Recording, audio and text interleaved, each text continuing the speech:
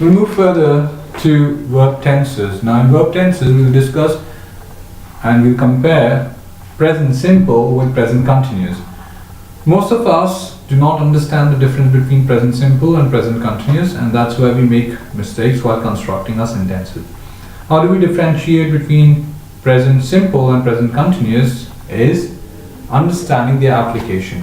For present simple, we use this for routine or universal fact.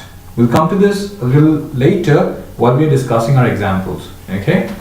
Now, to understand present continuous, this is an action, or this is something we're talking about which is happening at that very moment. Okay? For example, we are learning verb tenses now. Okay? This is something what we're doing now. So this is the reason we are differentiating between present simple and present continuous, so that when we applicate this or when we use this, we understand how to construct our sentences while writing or even while speaking.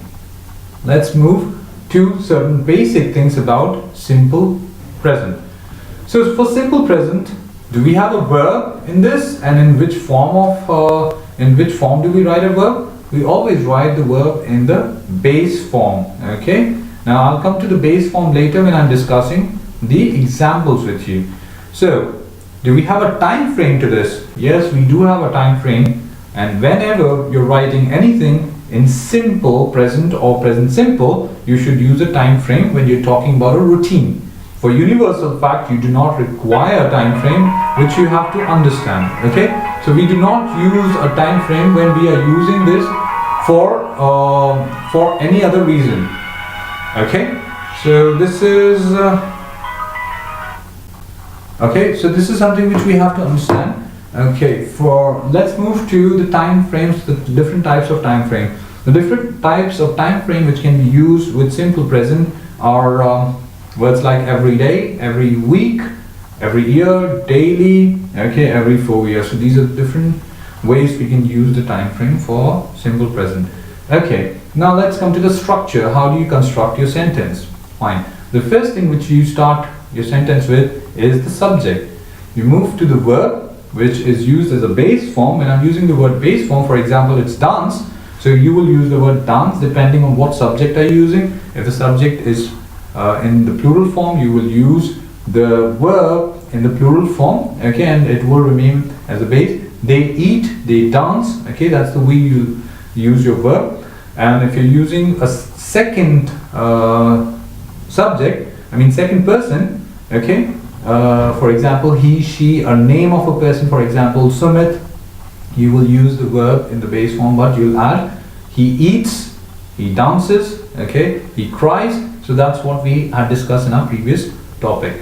So verb, then your object, and then the time frame.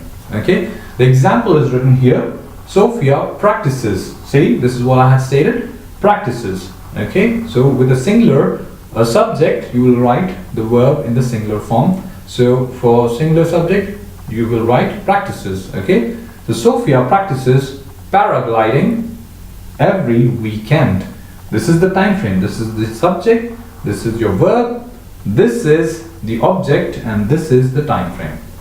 Fine. I hope this is clear to you.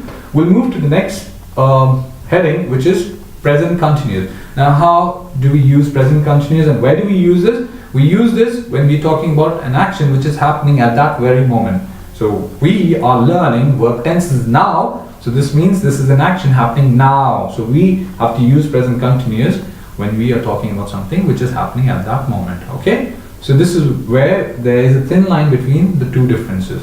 Before we move to present continuous, I have also stated something about universal fact. So universal facts are something which haven't changed. For example, sun rises in east. So these are certain things which have never changed. So you always use that as universal fact, and your tenses or that sentence is written in simple present.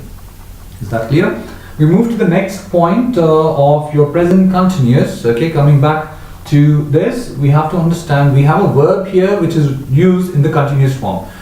Using a verb in the continuous form means writing that or ending that with ing. Okay, then we move to a time frame. Do we have a time frame? Yes, we use a time frame for this, and What sort of time frames do we use for the present continuous? The words are now, at this moment. Okay, these are the sort of verb tenses which are used here. Okay, let's move to the structure. How do you construct your sentence for present continuous?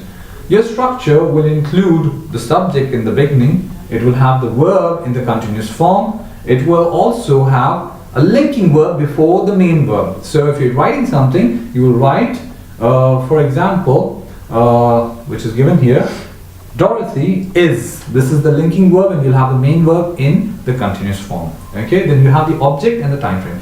So this is the example given for your present continuous. Dorothy is playing music at this moment. Is that clear? Thank you very much. This brings an end to comparison between present